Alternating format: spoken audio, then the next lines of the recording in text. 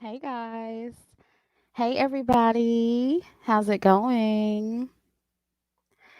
Let me get to the chat room so I can see you guys. This feels so weird going live. I haven't been live in so long. It actually feels weird.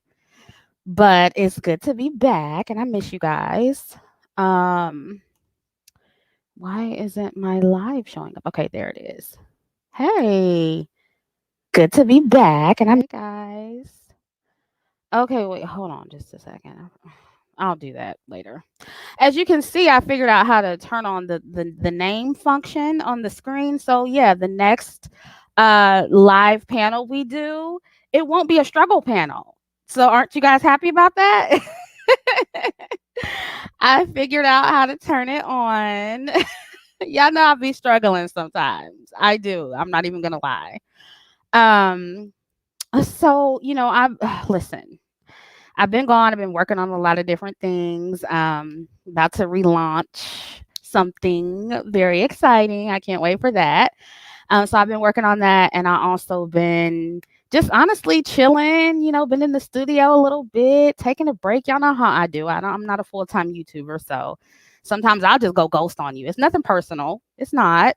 um, but sometimes you need that time, right? And to be honest with you, I'm just gonna tell you the truth as far as the the new thing that I'm launching or relaunching, kind of launching because it is kind of new. Um, it's gonna be after the post Mercury retrograde shadow period. Listen, I know I'm superstitious.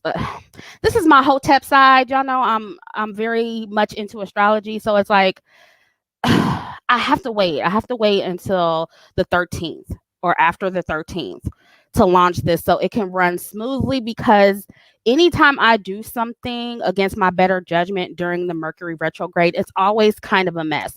The panel was good, but it could have been better. And I actually contemplated it on waiting after the Mercury retrograde. And I feel like I should have. I feel like I wouldn't have ran into too many issues. But that's the Hotep side of me. So I'm gonna wait. So I know you guys hate waiting, but it is what it is. Somebody said that ain't Hotep. I'm just kidding. I'm just using that term. That's the spiritual side of me. That's the right term, right? Um, when are you putting out a video? When I feel like it, girl. I don't know. I don't know. Well, I call it Hotep Queen because it's always the Hoteps talking about astrology. It's not just the Hoteps, but you know what I'm saying. It's just a joke, guys. It's just a joke. So anyway, I've been, peeking in a little bit, on YouTube. Y'all know I'm nosy, and even when I'm gone, even when I'm not here, I still see stuff. I still peep stuff. I'll come in and see what's going on in the YouTube streets, and a lot has gone down since I've been gone, girl. A lot has gone down. So I just want to talk on speak on some stuff. Jamila said it's Mercury currently in micro braids. I'm done. I'm done. Y'all are so funny. Yeah, so I'm not gonna say any names valid. You guys, those of you who are a part of the level up space, a part of the level up community, you know what's gone on. A popular YouTuber has gone to jail for fraud and scamming black women. I hear, and it's just been a mess. I don't know if she's still in jail, girl. I don't know. I don't know if it's true. I don't know anything about that, but that is word out on the street, and somehow my name is coming up into it. I kind of know how, but I don't know how. I mean, I get it, but I don't get it. You know what I'm saying? I get it because I have level up content. I get it because I have content about hypergamy and all that stuff. I get it because of that reason. Um, y'all gonna have to do your own research about this because it's not about her. I don't want to make it about her. I don't want to make this whole live stream about her, this whole video about her, the way other people have been doing. This is more so about just the entire message, just about what's going on, the entire atmosphere, the level up atmosphere, the people who are doing commentary on it, the detractors, because it's a lot going on. And it's a lot of bullshit I see, to be quite frank, that I don't think a lot of other people see. And so I wanted to talk about that. And if you follow my femininity channel, okay, I talked about this already, how the femininity movement in particular, but the hypergamy movement as well, I talked about how they have become bastardized. I'm talking about that on my femininity channel. And this happens with any movement. Once, people get a hold of it, it blows up, people start running with it, and it becomes very watered down and bastardized. It's much like the colorism conversation. The same thing has happened with colorism. We have these real raw, honest conversations online about colorism, and then when it goes mainstream, it gets really watered down and all inclusive, and it's just it kind of loses its essence. You get what I'm saying? And so I talked about this already on my femininity channel. For those of you who follow it, you already know. And I did that video because I didn't want my content associated with the unrealistic level up advice. But what people do when they don't like you, or when they don't like just the concept of a movement in general, they will lump you in with the people you don't really I guess, relate to, or don't really fit in the same category with. You get what I'm saying? And they will misconstrue your message intentionally and lump you in with the scammers when stuff like this happens. And they'll try to discredit everybody. They'll try to destroy the whole movement. And what I want to talk about in this video, they will try to distract you, Black women, because that's what's happening here.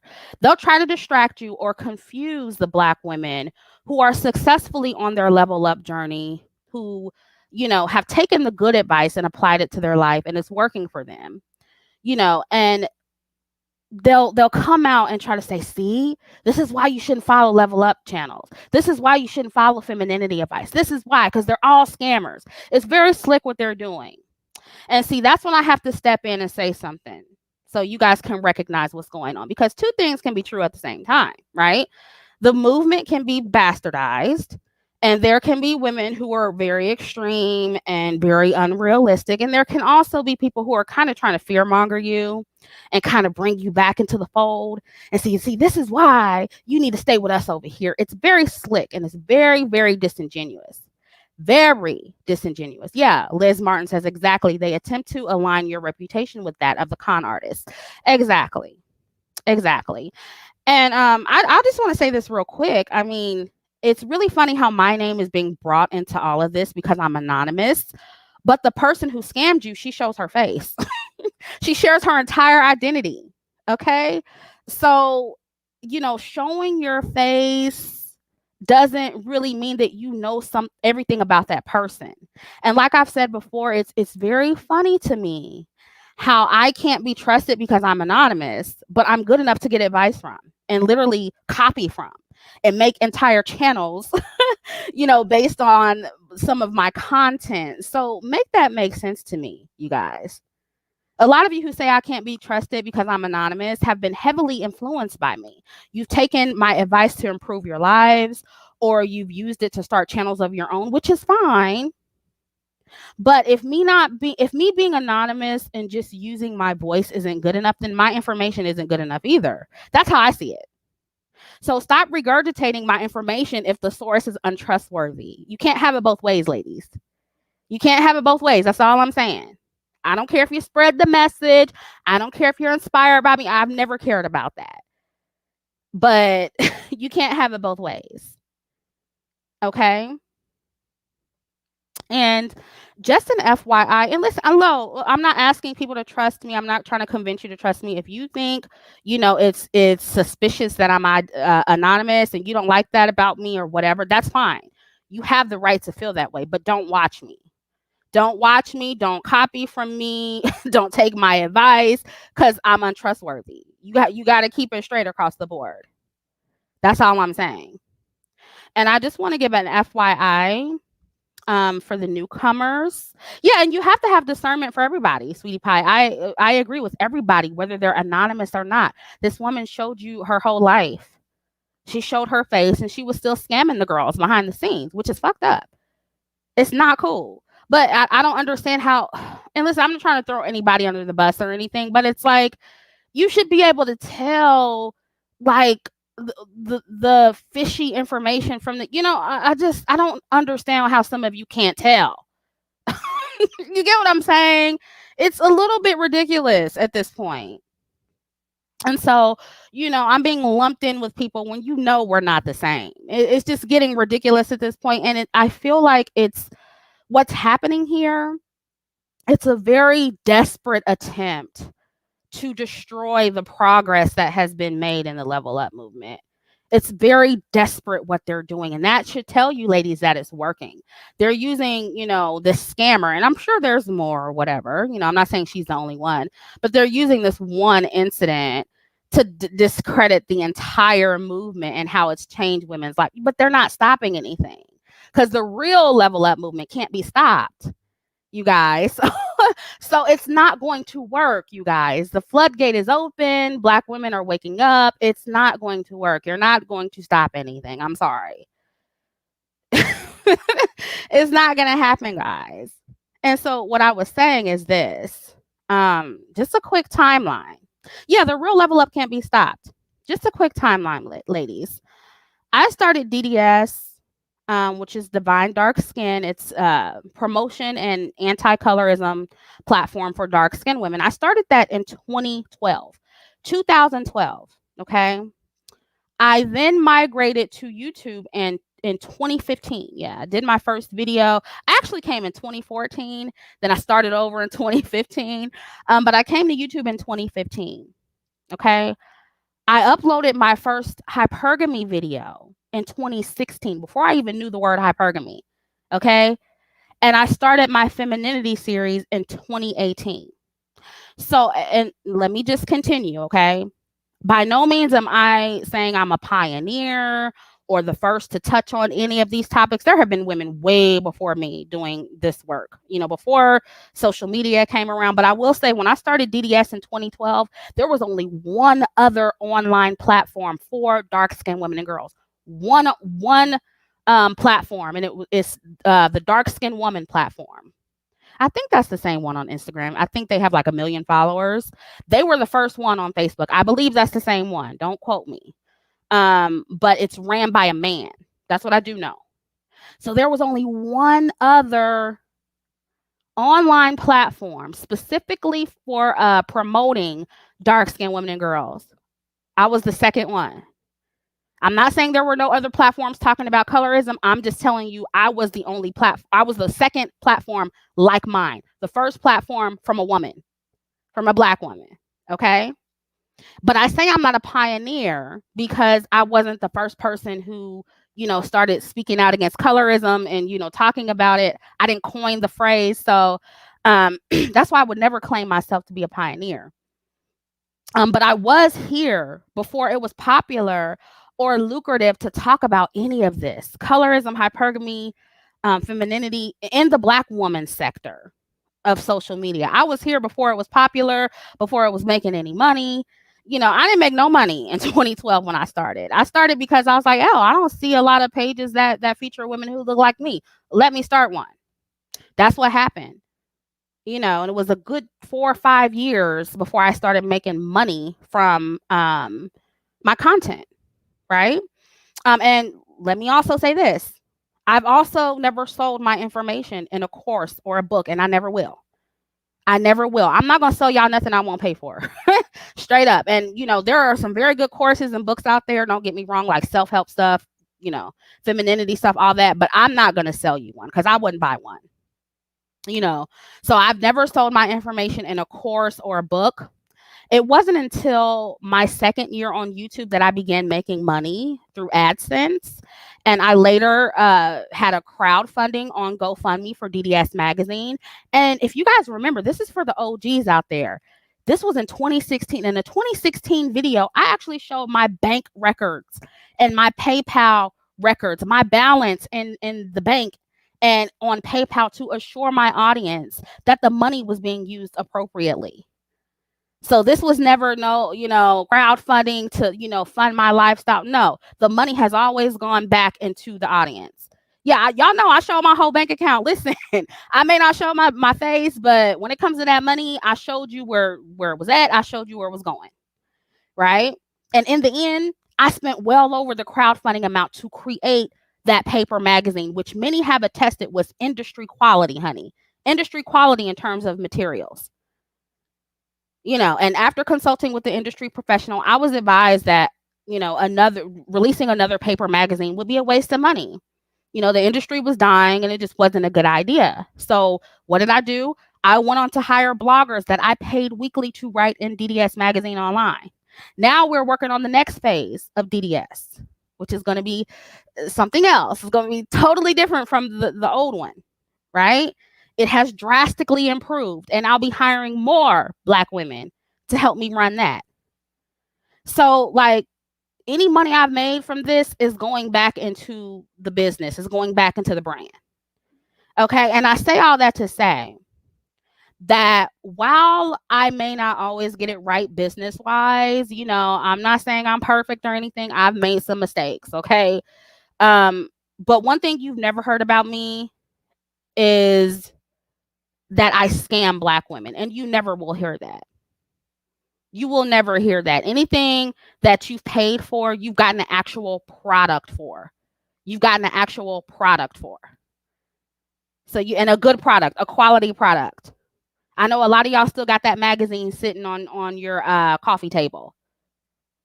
So it is what it is. And to be honest with you, as long as I've been in the game, 2012 to now, I deserve to get paid some type of money. I deserve my AdSense money. Okay. I deserve all the donations with all the crap I have to put up with. Okay. So yeah. But what I'm telling you is that this is not like a job for me. This is not a money grab for me. I'm not getting rich off this. None of that. I have, other sources of income outside of YouTube that fund my lifestyle. I have a man who helps me fund my lifestyle. So any money that I make from here, I'm putting it back in. So I'm just making that clear. And another thing is this. I want you guys to understand what you're hearing. Pay attention to the people who are, doing videos and trying to warn you, quote unquote, warn you about the scammers of the level up community and how, none of us are credible and all of us are scammers. A lot of it's jealousy, you guys. And I don't play the jealousy card often. I don't use that term loosely. I really don't. Not everybody's jealous. Not everybody's a hater. But it's not a coincidence that a lot of these women in particular, and men as well. But let me talk about the women first. A lot of these women who come out and try to warn you against the level up community, look at their channels. They have level up channels themselves. Ask yourself why. Ask yourself why they're trying to discredit other level up content creators, you guys. Guess why that is? It's because it's a competition, y'all. That's why I said this is all bullshit. Everything you're hearing, it's fake concern. It's bullshit, guys. It's they're gonna scam you and they're not. Ladies, stop. Stop. It's bullshit, you guys. And it's competition. These women who are making videos to try to discredit other YouTubers making the same content that they're trying to make, making the same content that they were inspired by. They're mad because they didn't think of it first. And so they want to come out and discredit you so they can get their followers. It's a competition, y'all. It's a competition. And as far as the men who are making videos, this is the perfect storm. Like for the low value red pill men, who want to, keep Black women on a certain level so they still have access to Black women sexually. Yeah. Yeah, it's a perfect storm for them. Of course, they're going to come through and be like, see, aha, we got you. No, you didn't. Not the smart Black women who are already on their journey. You didn't. You're not stopping nothing, sir. Sir, ma'am. It's not happening. I don't. It's just, I just had to come through and call out what I'm seeing because I don't hear nobody else saying it. Okay, I don't hear anybody else saying it. I may have missed the video. I didn't hear it. Okay. And I also see the bandwagoners, who were just kind of copying off, kind of jumping on the wave while it was hot. And they're trying to now separate themselves or throw everybody in the movement under the bus because now it kind of has a stain on it because the scammer, so now they're like, oh, I didn't have nothing to do with that. Yeah, because you weren't authentic. You weren't authentic. You weren't authentic about it. When I came on and I started talking about colorism and hypergamy and, femininity, level up, that was real. It was real. It was real advice based on experience. It wasn't just, something I heard and I heard it from my mama and my grandma, something I was raised with. Obviously I was taught, you know what I'm saying? But it wasn't something I read in a book or heard on another video and came online and said, see, this is how you do it. No, that was authentic. It was real. So I can't separate myself from it now because it's part of who I am. But the bandwagoners, they can do that because they were never authentic in the first place. You see?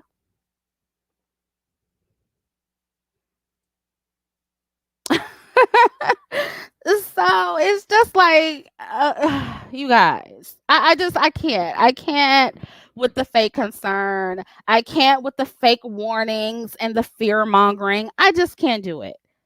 It's so fake. It's a distraction. They're trying to throw you off your game. And for us ladies over here who it's, this is real life and we kind of been about that life, since 2012, 2016, we kind of been about that life on this side online anyway. And we're raised with this kind of information and we're just kind of passing it on or, helping other women cultivate it. They're not stopping anything. In fact, it's kind of good that the disingenuous people are falling off. So maybe the movement can return to its origins, to the original people, and to the people who are realistic about it and who are giving good advice and realistic advice. I just brought on a panel full of women with realistic advice, not this, play stuff. Real women who are married to real high value men. One was married to a millionaire. We're going to have a part 2 to that panel. It's not going to be as ghetto, ladies. I'm going to have a form that people complete. My assistant is creating the form. We're going to send people to a form, fill out the form. And they were already aware of the questions. A lot of you were like, oh, well, you need to send them the questions first. You think I didn't do that? Duh. Sometimes I don't like how you guys insult my intelligence, but I get it. The panel was kind of all over the place. So maybe you didn't know, but I did send the questions to them first. They just forgot them. And then you have to understand too, that when people are on the spot, they get kind of nervous and they forget stuff. So, yeah, but we're going to do it differently this time. And we're going to be a little bit more organized for part 2. And we're going to have fewer women on as well because I just feel like it's too many women too long. We're just going to break them up in parts. Okay. We're going to do it differently. Don't worry. It's not going to be as ghetto. I promise. And like I said, I found out how to make the name show up on the screen, but I am glad that a lot of you enjoyed it and you kind of looked past, the disorganization and you caught the gems. And you weren't worried about the silly stuff and you caught the gems and you internalized the information because that was the point. Okay. And so moving on to the next part of what I want to talk about in this live. Let's talk about code. Let's talk about staying on code. Oh, thank you, MK. I didn't think anything was wrong with the panel. A lot was wrong with it, but it's going to be better. It was the second panel. The first panel was a mess too. We're going to get it together. Y'all got to give me a minute. It's okay. We're going to get it together. I promise. But I'm glad you guys enjoyed it. But let's talk about code too. Um, so as the content creator that kind of brought the concept of code to this space, I kind of think it's time to clarify what that is for those who don't know or those who are confused. Um, Staying on code as Black women, especially dark skinned Black women, is not to restrict you or rob you of your individuality. Okay. It means that you move publicly and sometimes privately in ways that are best for both you, your image, and the well being of other Black women. Okay. Like it or not, ladies, what you do from your behavior to the children you birth into this community affect other Black women, both negatively and positively. That is just the way it is. I know you don't like to hear that, oh, Black women are the monolith and blah, blah, blah. What we do, ladies, how we act, how we behave, the decisions we make affect other Black women. They do. Okay. And listen, we can't complain day in and day out about how we are perceived, how we are treated by Black men or just men in general, society at large, how we're depicted in the media. We can't complain about all that and simultaneously support, quote unquote, doing whatever we want. Okay. And this is not me blaming Black women for the abuse, the misogyny, the colorism, the erasure, the misrepresentation. I'm not blaming you for it. I'm simply acknowledging that we allow and we support much of what we complain about. That is just the truth. We can't complain about misogynist or colorist Black men, then turn around and support them, right? We can't cry about Black women disproportionately dying from obesity related health issues and simultaneously condone obesity or condone just being fat and just, showing up in whatever size that we come in. This is not saying that I think you should hate yourself being obese, but excuse me, at the same time, it's like we can't condone that and support that and promote that and then complain, oh, we're dying from these obesity related health issues. And it's not just the health issues, it's also, the mistreatment and the medical industry. So it's all of that tied in together, but it's also our health choices as well, right? It is what it is.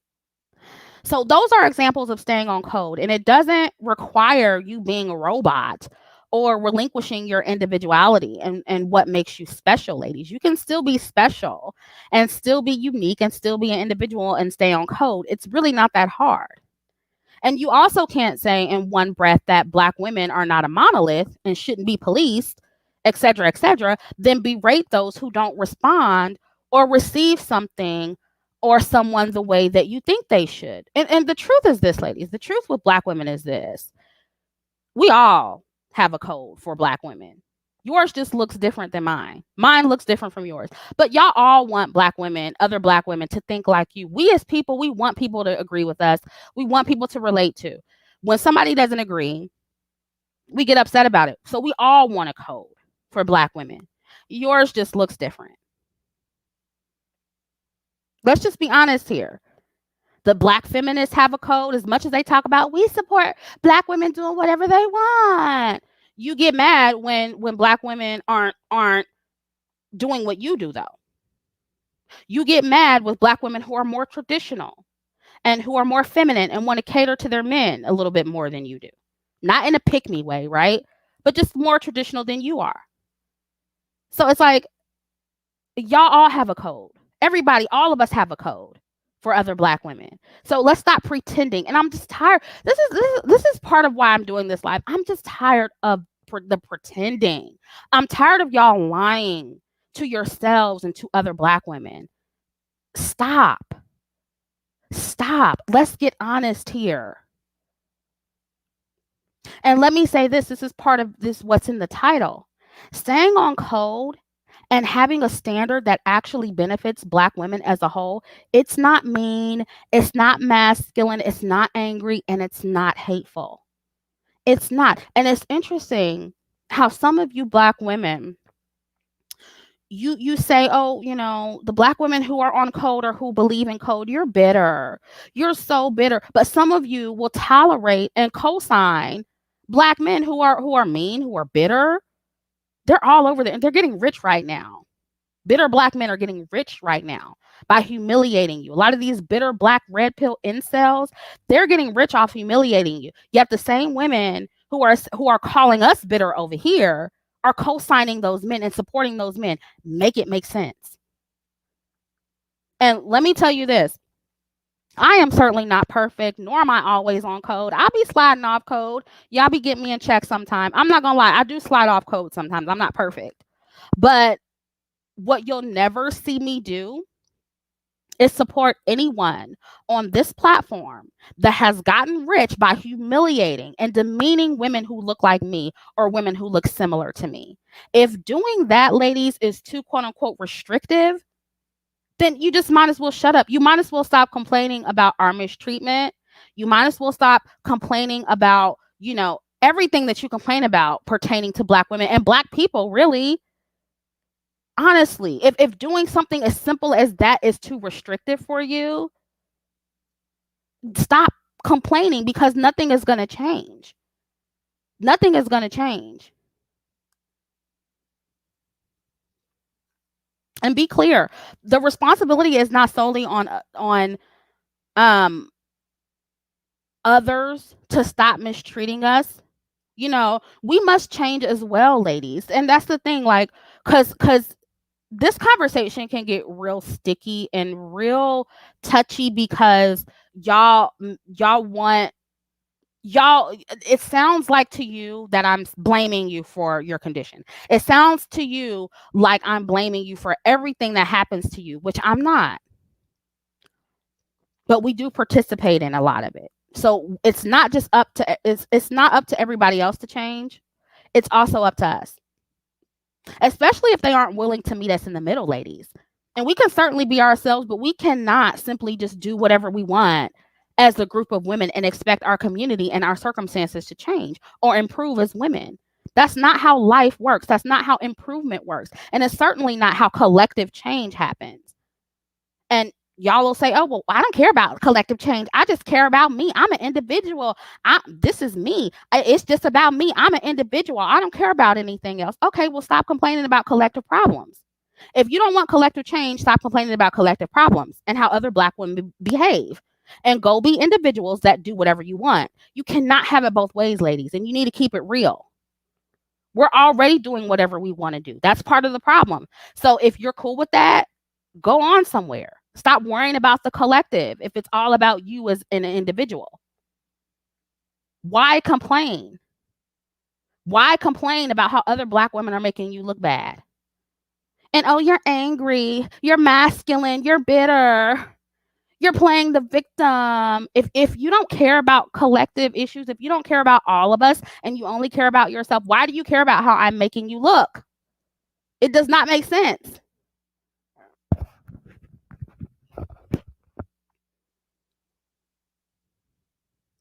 And the funny thing is, if enough of us get on code, it's going to benefit the other black women who refuse to get on code or other black women who denounce the code.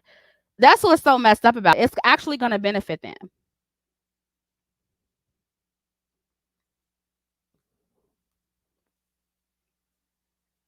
And let me also say this, code is about reciprocity. Code is about only giving when you get something in return. So that benefits you, ladies, right? So being on code with black men, because a lot of you guys think that we need to be on code with black men, that benefits black men more than it benefits you, black women, because they're not on code with you. Ladies, staying on code is also not always fair. It's not always moral. It's not always quote unquote right, especially considering that the world is not always fair, moral, or right to you. This is not about being moral. You can't actually stay on code and always be right. That's not the world we live in. Being righteous all the time is not a part of code. Sorry to break it to you. That's not how the world works.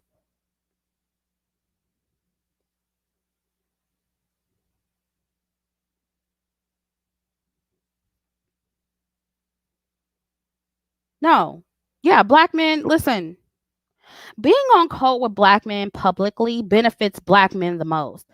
Listen, and a lot of ladies get real sensitive when women in the divestment camp or the level up camp, y'all get real touchy about the pick me word and the mammy word, and I used to get real touchy about it too, until I got out of my pick me mammy phase. Then I was like, okay, I get it now. I was definitely a mammy. Definitely, it is what it is. It just is what it is. And listen, if you're not pandering to black men, but you're still on that mammy phase where you're trying to fix black men and the collective when they don't want to be fixed themselves, or they're not trying to fix themselves, um you're just as problematic as the panderers. You get what I'm saying? Divested zealot. Shout out to divested zealot. Code with black men for me equals call the cops. Oh my God. Love you, Chrissie. Thank you for your donation. She tickles me. She really tickles me with her content. Oh, DA donated. Thank you for all you do. Thank you. Honey, she is savage. But sometimes, I appreciate, it's sometimes y'all divested women. I'm not going to lie. Like sometimes y'all are very mean and y'all will strike a nerve, even with me still, because the way y'all talk. But a lot of that woke me up, and in a lot of ways, I'm appreciative of the divestment community. Again, I don't like the way a lot of y'all talk to me, and I'll still cuss y'all out if you come at me wrong, because we like that. But I will say this: a lot of what you guys said to me woke me up. But a lot of y'all savage, boy. Y'all don't give a fuck. Y'all do not give a fuck. But sometimes we need that to wake up. Sometimes we do, because black women are in such deep denial, and it's crazy, and it's like, because a lot of women will it's like y'all will get mad about the whole pandering, and I get it. You don't want to be called a mammy, you don't want to be called a pick me. It is disrespectful, and so I try not to call names. I really do.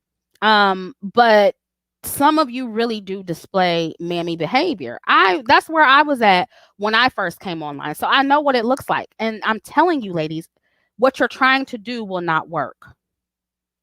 What you're trying to do will not work. And let me say this, a lot of you think us on this side are so angry, we're so bitter, like the title says.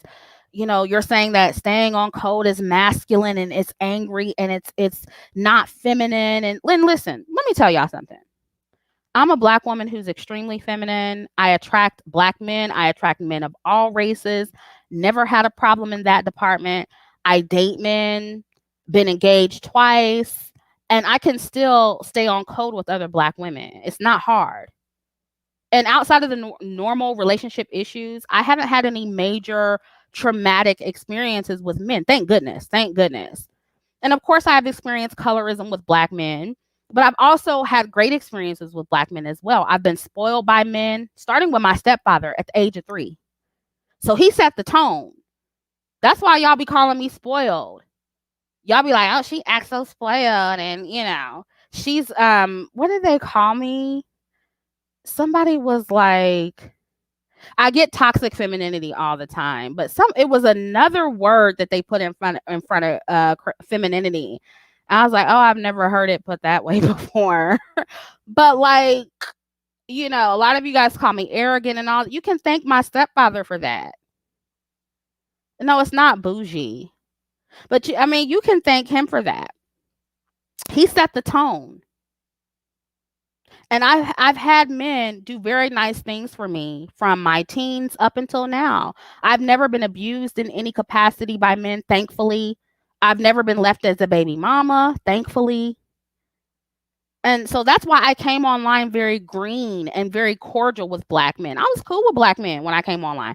I didn't have a problem with black men whatsoever, outside of colorism. And I was very pro-black. I wanted to bring the community together. I was very hotep, But I quickly got out of that stage when I saw how they stalked me and they harassed me. And when I saw how selfish and on code black men were when it came to their plight versus ours, then I had no choice to be pro black woman. Once you wake up and you see the light, you can't unsee it. You know what I'm saying? So I had no choice but to be pro black woman. I had no choice but to withdraw my support from the collective of black men. I still support black men individually, the black men in my life who again, reciprocity, but not the collective. I'll support the black men who protect me in my personal life. And yes, I have black men who protect me.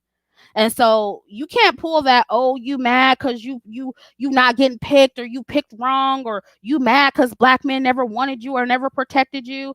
No, I have all of that. I've been picked, I've been protected, been spoiled, high value black men, not a baby mama, never been pregnant. What you gonna say? You can't say nothing. And see, all of that, ladies, is shaming language. And other black women use it too, and they use it against other black women. Um, because they want somebody they can relate to. They want to try to keep us in the fold, you know, right? They want to try to shame us for moving in our best interest. Oh, you're angry, you're masculine because no man wants you. Go to therapy, sis. Go to therapy, sis. Get rid of that hurt, sis. Release that anger, sis. It's not doing nothing for you, sis. Honey, I'm getting paid. What are you talking about? 2 bedroom, 2 bath, luxury apartment, the second one. What are you talking? Ain't nobody angry and struggling over here. Calling black and listen, just because women like me come on here and tell the truth about black men and we put ourselves first and we're real about it, unlike you, because you faking the funk, it doesn't mean we're walking around angry and bitter all day. It's not hard to get a man. It's not hard to get a good man. And it's certainly not hard to get dick. It's not hard to get black dick. I mean, can we just be real right now? And it doesn't mean that we don't have any men who desire us or protect us. Cut it out. Again, it's shaming language, gaslighting. Most of us have men. We're living great lives like you are, like you say you are. And my live streams prove that. Look at the caliber of women who come on my channel. They aren't bitter, angry. They aren't hurting for male attention. They're married to black men and non-black men. So what are you saying? Black Woman Sisterhood, thank you for your donation. Thank you for all you do. I'm not dark skinned myself, but I appreciate you providing a platform for dark skinned women because it's about time they are positively promoted. I will always be an ally to dark skinned women. Oh, thank you for that. Thank you. I don't know why they think men are so hard to get. Why do they think that? Because they still want me to be alone so bad. They still think my platform is based out of some rejection from black men. When it doesn't add up, I came on here being an ally to black men. They pushed me away, not the other way around. I'm never going to let them forget that shit. Ever.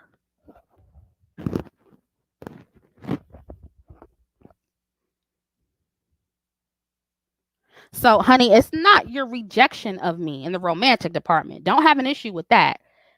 It's all of your fuckery that you displayed online. It's you literally stalking and harassing me. It's you showing me who you are that changed me. That's what happened. Nobody's bitter about it. Nobody's angry. Nobody's resentful. I'm just going to move accordingly based on what I know about you now. See, I didn't know black men before. I know them now. I didn't know black people before. I thought I did, but I didn't. Oh, yeah, that's another one. Oh, she ain't married, but you listening to twice divorced dating coaches. Make it make sense. Make it make sense. Who I heard, got a child out there he's not paying child support for. I don't know if that's true, but it's like, y'all, I can't. I can't. I can't with these bullshit silencing and shaming tactics because you don't like what we're saying. All of us can't be unmarried and fat and bitter and angry and ugly and undesirable. It's 186,000 women over here. All of us can't be that. It's impossible. Somebody got to be telling the truth. Somebody got to be telling the truth. I know you want us to be undesirable, but it's not true. We can be desirable. We can be happy. We can have men. We can get dick. We can get protection and still call you niggas out who ain't shit because you're not shit. Deal with it. Deal with it. I'm going to get off this live and go and enjoy my beautiful high-rise apartment with all my beautiful windows. I'm going to go look at the view for a while and maybe drink some ginger tea.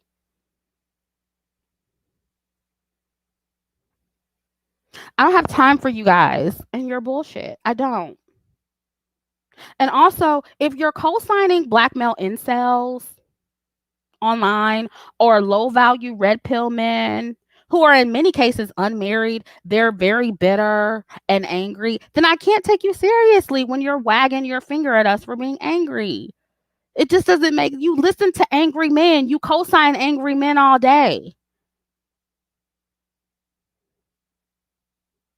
So, I mean, just like the title says, staying on code is not masculine, but muling is. And have you guys noticed? I was in a pick me space. This was a while ago. And this, I wish I would have screenshot the comment, but this dude was naming like all of the what we call pick me's in the YouTube space who like pander to black men and who side with everything, side to side with them, and who regurgitate everything they say. He literally named them after men.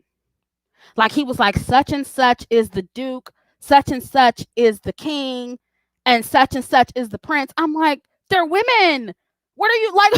Why are you naming them after men? But this is how they see them. These attack dogs that come after other black women, but they're calling us masculine when they're doing the dirty work for black men. They're actually the masculine ones. The mules are the masculine ones. And they see them as men. Yeah, this dude, I'm not kidding. If I can go back to that live stream and screenshot the comment, I'm going to do it and show you guys. He was ordering them by rank. He was like, such and such is the duke, such and such is the prince, and that's the king. And I'm like, and these were all women who come on here and, oh, you're not feminine, and you hate black men, and you bash black men, and you angry, and you bitter. And meanwhile, these men are looking at them like men. You guys, this is not a game. This is not a game. That's how they see you. Oh, thank you, Tay Isbay, for your generous donation. Thank you so much for all you do, Chrissie. Oh, thank you. Thank you for that generous donation. I appreciate it. I'm telling you, so when we talk about how these men want warrior princesses and how they masculinize their princess warriors who are put us on the front lines, want us to fight for them and protect them like they're the women in their community. It's real. These women think that they're going to get some type of special benefits for being their guard dogs, but no, they see you as one of the guys. That's why they're in your spaces talking about us. That's why they got you over there talking about us. They say we're the masculine ones, but if you talk about us, you get more money from them. We bring the manhood out of them. We make them donate more to you. Who's the woman? Who's the feminine one? Us or you? You one of the guys. They think you're one of the guys, bro. I just need to call you bro. They think you one of the guys, bruh. They don't see you as the women. That tells you all you need to know. And I'm serious. That's what they said. Like, I was like, whoa. This just basically sums up everything I've been saying. about how they masculinize Black women. They want to be, a lot of Black men, unfortunately, want to be the women in the community. Broski, exactly.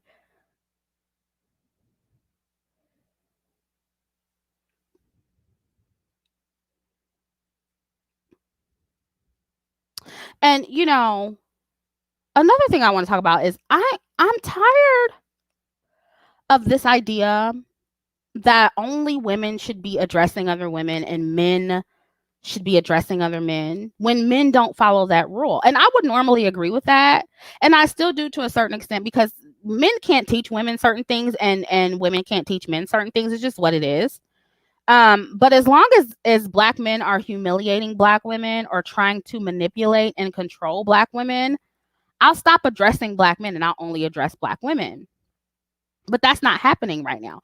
When they start having conversations about, male improvement, Black male improvement and manhood, more conversations than they have about women, okay? Because we're not going to point at 5 little videos they have about the stock market or banking or investment. No, we're not going to count the little 5 little videos over the 100 videos they have humiliating Black women. We're not going to do that. Okay.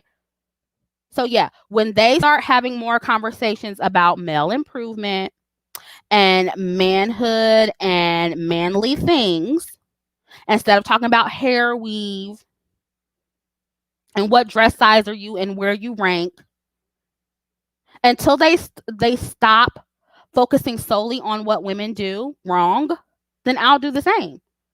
There are Black men right now getting rich off humiliating Black women, telling Black women how to improve. They aren't focusing on male improvement and improving themselves and other men. They say that their platforms are about high value men, but they're not. They're really to cater to mediocre average men. They just slap the high value label onto it. No. Most of their advice is catered to making Black women's standards at a level where it suits average to below average Black men. Let's just be honest about that. It's not really a high value platform. That's just the truth. So until they change their platforms, I'm not changing mine. And this is not about, tit for tat. It's about reciprocity. Again, it's about balancing the narrative. I'm not doing anything for you that you won't do for me. And I'm not going to sit by idly while you humiliate women who look like me and brainwash them into muling for you. Absolutely not.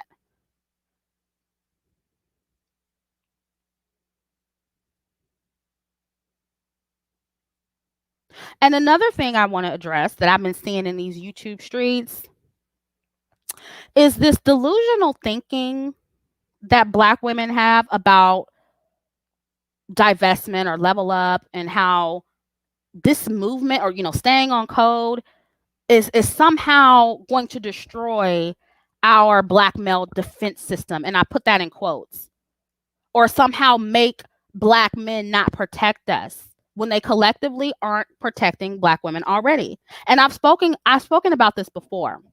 When you look at how Black men and Black women, just Black people, period, are even surviving in this country, it's because of white men. Can we be honest about that? Because of white men. Exactly. What defense system? Exactly. It's because of white men, their jobs, their government programs. And some will say, okay, it's crumbs, it's not enough. But still, that is how you're surviving. Yet Black women are worried about losing some imaginary protection from Black men. Are you serious? Are you serious? Ladies, listen to me very carefully. Black women do not have a first line of defense. There is no defense system. Did you hear what I said? Black women, there is no defense system. I'm sorry to break it to it doesn't exist. It's imaginary. I'm talking collectively. I'm not talking about your daddy. I'm not talking about your husband. I'm not talking about your brother. I have those too. I have a man. I have a brother. I have uncles. I have cousins. I ain't talking about them. I'm talking about collectively. There is no defense system. Yeah, y'all not special. We got daddies too. We got, men. We have cousins protecting us. Y'all not special, because that's a shaming tactic they try to use. And I see that a lot from these pick-me's online, right? They make these videos and they're like, this is why black men aren't protecting you, sis. This is why you need to change your behavior, sis. This is why they not protecting you, though. Girl, who don't have a brother that'll fuck somebody up for them? You're not special. You're not special. We have men that protect us too. It's real sexy when my man come over here and he sit the 9 on the dresser. That is the sexiest shit. I have protection, sweetie. You're not special. I promised you. You're not. Okay? We're talking about the collective. Girl, you know that's how they do. This is why they not protecting you, sis. It's because you out there hoeing. It's because you be cussing dudes out. No, I don't have a new man. Listen, I'll do another video on that. We up in the air right now. I got a whole video, y'all, because I actually met somebody at the gym, y'all. This white boy, he looks like Justin Bieber, and I'm not even kidding. I'll talk about that in maybe a Chrissie After Dark. And I couldn't even receive him the first time because I was too caught up in my current situation with I call him my man because we're not over, but we're still. It's like we're in this weird place. I'll talk about it in another video. I will. But my point is, he still protects me. He protects me. He ain't gonna let nothing happen to me when he's around. I probably look like Justin Bieber. I swear. I was like, who is this white man? And then you know how when you're not in the mood to be flirt with, you know what I'm saying? It was one of those days, and I was like, oh, he's flirting. And then I saw him again, and I was like, oh God. It's just like he always comes at the wrong time. But whatever. I'll talk about that later. But and then I have this thing about dating people who are in my building, because this is the gym at my house, at my apartment. So I have an issue with that. I don't know, that's weird to me, but whatever. Anyway, ladies, there is no first line of defense. There is no black male defense system. Y'all don't think? I think Justin Bieber is cute. Yeah. No, somebody said which Justin, 2021 or 2019? The Justin where he had a fade, where his hair was short, that Justin. Where he kind of looked manlier, that Justin. Because this is an older guy. He's not young. But he looks like Justin Bieber. He looked like he could be Justin Bieber's older brother. Not even kidding. But anyway, there is no collective black male defense system, ladies. It's not. So publicly coddling black men or pandering to black men, muling for black men, protecting the black male image, trying to fix black men or be perfectly feminine for them so he can protect you, sis. That's not going to work for the collective. That's not going to make the collective of black men protect black women or build for their community. They have to want that for themselves first. And I've said this before. Again, individual protection is one thing. I'm talking about as a group. I'm talking about as a collective. Now, let me say this. Does calling them weak and conquered and powerless, does that really motivate men? Well, yeah, I'd argue that it does to some extent, because it's the black hypergamy movement and divestors that got black men talking about being high value. Be clear, that's because of us. That's not because of the pick-me's and the mammies. That's because of us. Again, that's why they send the pick-me's and the mammies after us. They pay more attention to us than them, than the women who want them and pander for them. Isn't that crazy to you guys? Isn't that doesn't that should tell them something? So women with standards actually do motivate men. But no, shaming and name calling in particular doesn't motivate anyone. I mean, you get more bees with honey, right? That goes for anybody. However, to me, it's a catch-22, right? publicly expressing the truth about Black men and talking about leveling up and divestment, to help Black women get out of the mammy role, that can have its drawbacks, which is why I recommend Black women to move in silence and not attach their faces to what we talk about here. Because the minute they find something out about you, they're just going to run and try to expose you and embarrass you and silence you and all that stuff.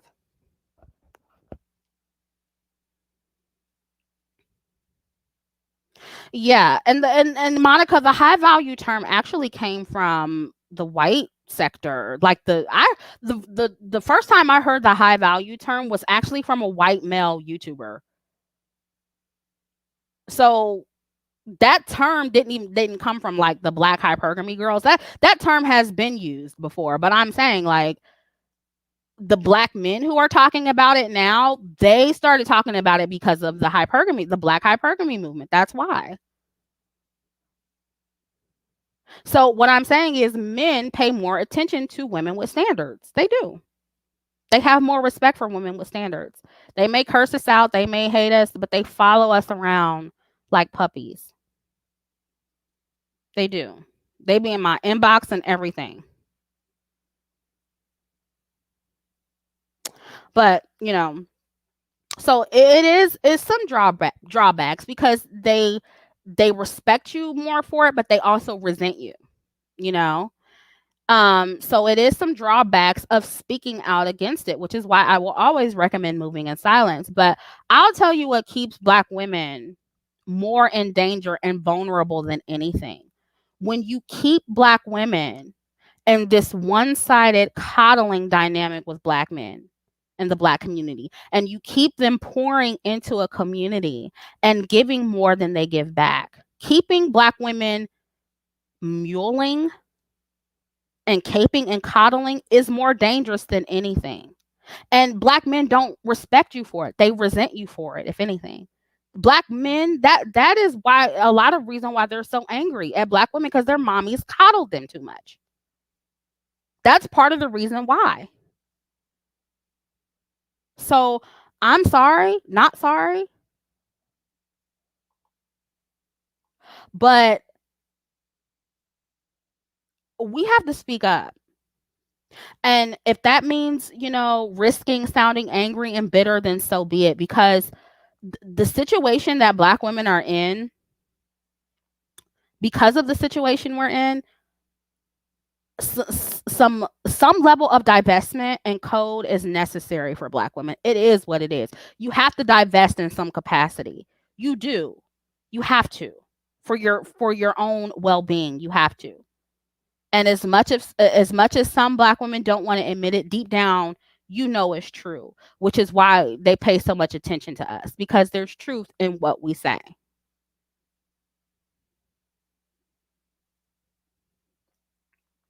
It's truth in what we say. It is what it is. And I feel like, when I talk to my white friends, they don't have this problem with their men. And you'll hear these pick-me saying this, and you'll hear them say things like, "Oh, well, you need to act like other race women. You need to act like them, and you can't bash your men." They don't bash their men, which some of them do. That's the first thing they do. What do you think the whole white feminist movement is about? If they loved everything about their men, they would have never created that movement, right? Asian women, they're all over the internet calling Asian men ugly. I swear it's almost like Asian men are Black women, right? The Black women of the Asian community, and Asian women are the Black men of the Asian community. It's like our situation, but reversed. The women are online talking about how Asian men ain't shit. They're ugly. They would rather have white men, da da da da. And white men are like, or I'm sorry, Asian men are like complaining about it. It's so crazy. So it's like I need Black women to get outside of their little bubble and go, in other spaces where other communities are talking. They talk about colorism. Other women talk about their men like shit. Okay. They shat on their men to, if they have an issue with them. But of course, it's not as bad because, to be honest, some of you are not going to like when I say this, but they have a better family dynamic. They have a better community code. And this is why I don't get you guys frowning on code when you're always talking about how the Black community needs to get it together. We need to do this. We need to do this. We need to act like other communities. We need to be like them. We need to do this and that. But you don't want to be on code. You don't want to do what's required for you to be like other communities.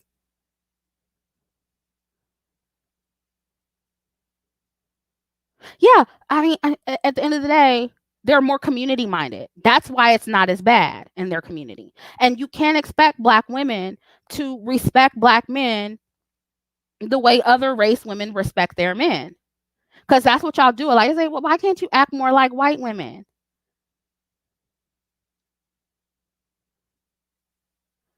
No. Listen, other race men collectively don't publicly humiliate and negatively compare their women to other women like Black men do. So it's like apples to oranges. I'm not saying that, white men are perfect or non-Black men are perfect, but it's not the same. Black women can't be on code with Black men when they're not on code with us. That's impossible.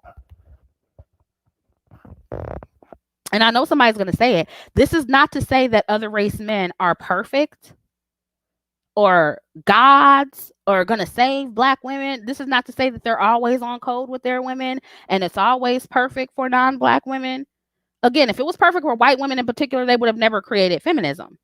So nobody is saying that non-Black men can't be trash. They can. All men can be trash. But what we're not going to do is equalize our issues with Black men to non-Black women's issues with their men or white women's issues with their men. It's different.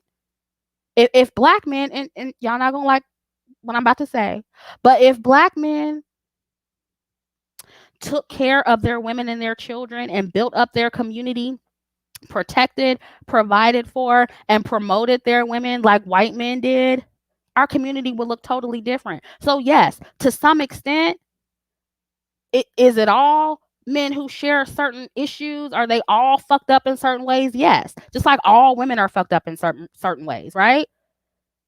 But Black women have a very unique set of circumstances with their men, and that's not debatable. So I said this before, all you have to say when Black men start talking, oh, you need to act more like white women, you need to act more like non-Black women, tell them they need to act more like non-Black men. You don't get one without the other. You have to put in your end of the bargain. MK, thank you for your donation. Chrissie, did you hear about Dusty, Chris, and Pick Me Page from Married at First Sight? No. I've gotten a couple requests to talk about that. I don't watch it, so I would have to watch it to figure out what's going on. But thank you for your donation. But yeah, like, I don't get it. I don't get it. Like, you're gonna have to, if you want us to act a certain way, if you want us to act like white women, you're gonna have to act like white men. And see, nobody likes to hear that. Nobody likes to hear it being put that way. But that's pretty much what you're saying. Oh, yeah, I need to act like other races of women. Okay, well, act like other races of men. And suddenly it's blasphemy when we say it back. Suddenly it's just so mean and we're bashing Black men and we're evil and we're angry. No. It has to be balance here. It has to be a give and take.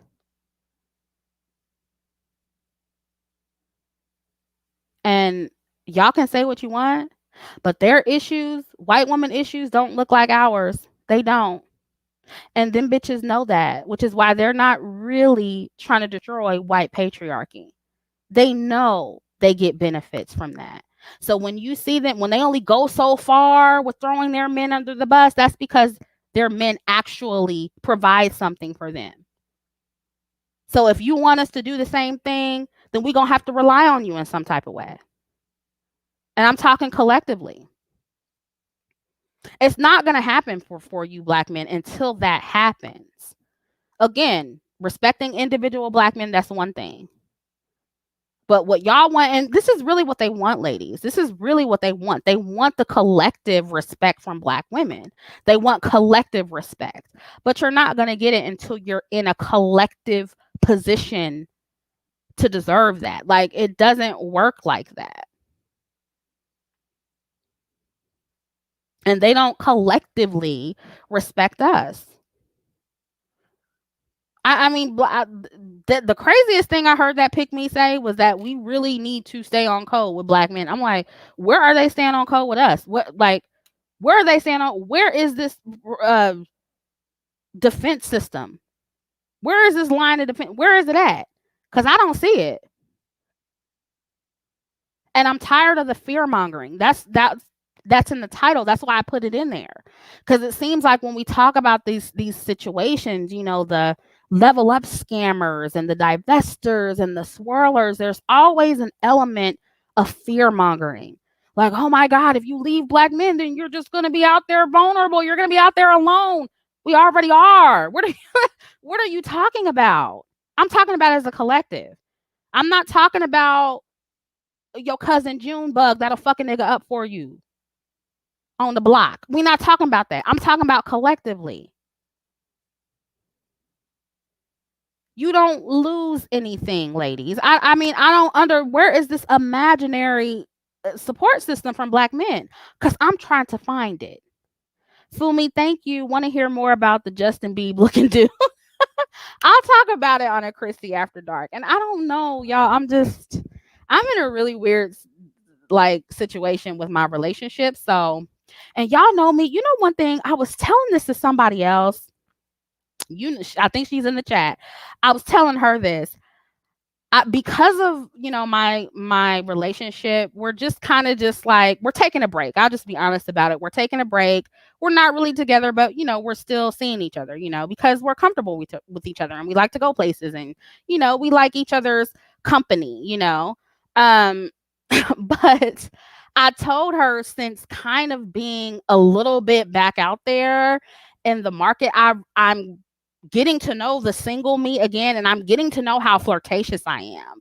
Like, I be flirting, y'all. And listen, for the astrology heads, Venus and Gemini, that's my Venus placement.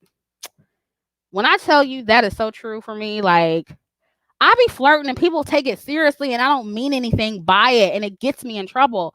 And I recently did that with somebody and it's like, I I'm getting reacquainted with that person, you know, that the single Chrissie, the person who flirts with people very lightheartedly and doesn't mean anything by it. And the next thing you know, they're all in and they're falling in love with you. And I don't mean to be that way. You know what I mean? Somebody said, check my Twitter. Hold on.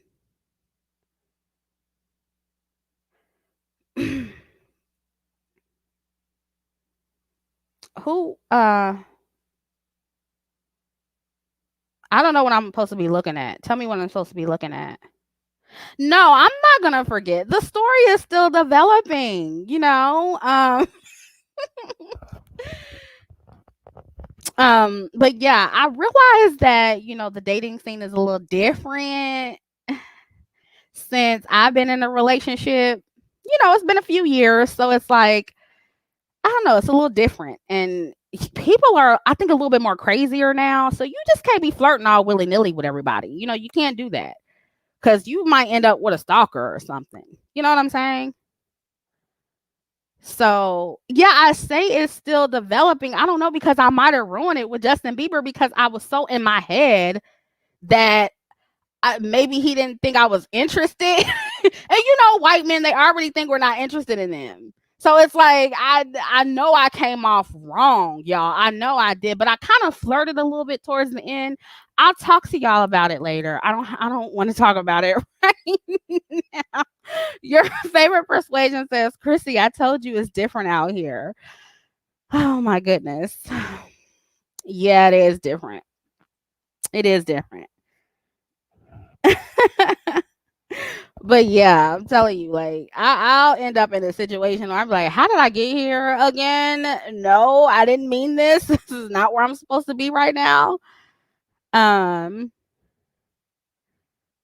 oh yeah, Bobby Shmurda. I don't understand. Like, I was like, when I heard about him getting out of jail, I was like, oh, okay, and moved on. And then I'm seeing black people like, and he didn't snitch, and that's a real nigga, and y'all celebrating. I'm like, oh my God, this is what's wrong. This is what's wrong with black people. This is part of what's wrong with y'all.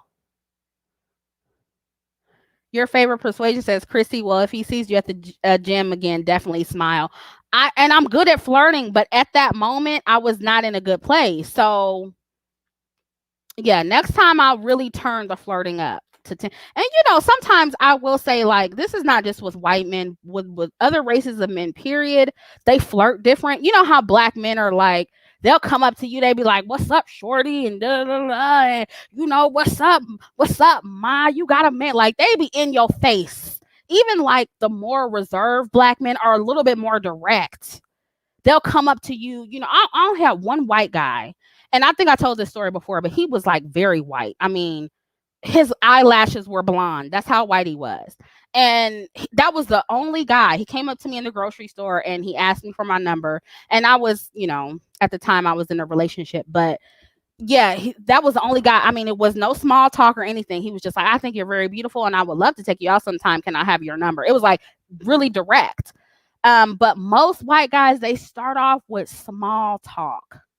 And that's what the guy was doing at the gym. And, I got my headphones on. I'm working out. I'm sweating. I don't necessarily feel attractive. I really don't want you talking to me right now. I'm one of those girls in the gym. I don't go to the gym to find a man. Maybe I should start doing that. But especially at the gym in my apartment complex, I'm not here to find a man. I'm here to work out. Okay. But he was, small talking, and then like, I would look up and he would say something else, and I'd be like, oh, what did you say? Because my headphones are on, my music is on, so he's talking to me, and I'm like, now that I'm thinking back on it, I should have like took my headphones out and start laughing and giggling and talking, but my mind was somewhere else, and I probably fucked it up. I hope I didn't fuck it up, but we'll see what happens. I'll keep you guys posted. I promise I will. But anyway, that's all I wanted to say, y'all, about this topic. It's just a whole bunch of bullshit, y'all. That's why I use the thumbnail that I use. It's a whole bunch of bullshit masked as concern. And, oh, we want to look out for you, and you're going to die alone. The fear mongering, and the gaslighting and the shaming text. Oh, you're bitter, you're angry, you're masculine. Well, no, it's you that's being masculine.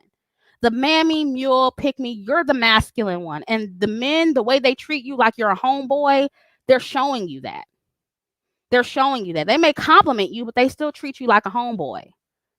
They still treat you like the homeboy, and they're on your shit talking about us. So you bro, honey, you broski, you bruh. You the homie. So that's all I wanted to say. And I mean, again, like I said in the beginning, if you really want to stay on code, or no, I'm sorry, if you really want collective change, it's going to require collective code. So if you don't really care about collective change and you're just an individual, then you shouldn't even be here in this space. Stop complaining about how other Black women are making you look bad. Stop complaining about what the collective of Black women are doing. If you want collective change, if you really want to see better for Black women and Black people, code is required. There's no way to get around it. And I will still be doing more videos explaining code, because y'all don't get it. And that's kind of what, if you haven't noticed, that is what I've been focused on in my videos for the last, I would say, year or so, maybe a little over a year. I've been really talking about, this is why we should stay on code, and this is code. And I'm getting pushback like, oh, this is too restrictive, and this is but you want a code of your own. So it's a lot of double talk going on. It's a lot of bullshit. And I would never, defend this scamming lady, this level up scamming lady. You need to vet everybody. You need to, really use your intuition to really see if you feel like people know what they're talking about. Women, we have a strong intuition. We're really good at feeling things out. So, if your intuition is telling you, something's not right about this person, or maybe I shouldn't be, sending $1,000 to this person or $2,000 to this person, maybe you shouldn't do that, sis. Maybe you shouldn't do it. So also recognize, yeah, there can be scammers out here. Everybody's not legit. A lot of people are just jumping on the bandwagon. But two things can be true at once. A lot of these people, these pygmies, these mammies, these mules, these red pill incels, low value men, they're going to use that to try to distract you from your level up journey or make you level down. We need to start calling them the level downs or something. The level downs going to try to bring you back down with them. That is what all this is about. They don't give a fuck about that lady scamming. They don't give a fuck about the woman she scammed. They don't care if that woman got scammed and if she's going to get her money back. They don't care about that. They're trying to hinder your progress. That is what they're trying to do. They're trying to fearmonger you and scare you out of leveling up. They're trying to delegitimize the movement so they can have access to you sexually. That's what this is about, ladies. So you just need to see it for what it is. Yeah, the level downs. That's what this is. So anyway, I'm out. I don't know. I'm gonna come on for After Dark this week sometime, Chrissie After Dark, and kind of just talk to you guys about dating and my life and and what's been going on. I kind of touched on it here, but it's a lot that's happened. So yeah, we're gonna talk about it. And somebody asked earlier, did me and my sister make up? We didn't really make up. Like I said, we don't. When we get into it, it's not like a sit down and let's talk about it and let's apologize. We don't apologize. We just kind of call each other and talk. And, we might talk about it a little bit and move on, but we haven't even talked about what we got into it about. But we're good. We're cool. We're cool again. So it is what it is. Her birthday is coming up, so we're going to celebrate. So yeah, anyway, I'm leaving. Thank you guys for joining me. There's some big things coming, so be excited. I don't know when I'm doing another video. I don't know. I'm not back. Like I said, the post Mercury retrograde shadow is still here. And my suspicious ass is not going to launch anything or take anything seriously until that's over, because it's really been affecting me this time. So around March 13th or after, you're going to see the launch of the new platform. So be excited. Thank you for listening. Catch you in the next video. Bye. Oh, thank you for the, let me read these super chats real quick. Somebody else donated and I missed it. Dark-skinned gentlewoman, I call those level down men Lennies. Low earning, negative net worth incels. Lenny, I love that, actually. That's a good one. We're going to have to use that. And then, your favorite persuasion. Thank you. I'd rather die alone than be a baby mama. Thank you. Exactly. All right. That's it. I'm out. I'll catch up with you guys in the next one. Bye.